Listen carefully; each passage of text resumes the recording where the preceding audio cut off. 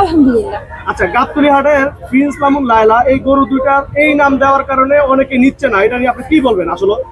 এটা আমি সত্যিই বলবো, কারণ তারা যা শুরু করছে এক প্রকার অতিষ্ঠ, ফেসবুকে যাওয়া যায় না। হ্যাঁ, তো আসলে এই বিষয়টা কিছু কিছু আছে না যে মানে বৃক্ষ তোমার নাম কি ফলে পরিচয়, এটা এমন হয়ে গেছে।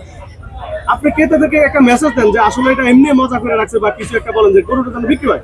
না, অবশ্যই, কারণ দেখেন যে মালিকটা আপনার হয়তো হাটে আসার পরে এমন নাম সেটা হয়ে গেছে, কারণ এক এক সময় হাটে আসার পরে কিন্তু এগুলো হয়ে যায়, কিন্তু যে মালিকে আপনার এই গরুটা বানাইছে সে হয়তো ফেসবুক ইউটিউব মানে কি জানেই না। তা যারা খামারি তারা তো দিন রাত গরু গোবর পরিষ্কার করতে করতে তাদের দিন যায়, মাঠে ঘাস কাটতে কাটতে দিন যায়। হ্যাঁ, আর ভাইরাল করার জন্য অন্য টিকটকাররা সেটাই তো বললাম, আমি বলতে চাচ্ছি। আমাদের সাথে শেয়ার করতে। আচ্ছা, আমি আপনাদেরকে আরেকটা মেসেজ দিতে চাই। এটা হচ্ছে ওই যে বললাম না আমি যে গরুটা হাটে আসার পরে এমন নামটা হয়ে গেছে, যদি এটা অনেক ইউটিউব ভাইরা আছে মজা করে যে একটা জিনিসকে ভাইরাল করার জন্য, নামি করার জন্য এমন নামটা হয়ে গেছে, কিন্তু আপনারা দয়া করে কোনো বিভ্রান্ত নেবেন না। ওদের প্রতি আপনাদের ঘৃণা থাকতে পারে, বাট একটা অবলা পশুর প্রতি আপনাদের ঘৃণা থাকতে পারে না।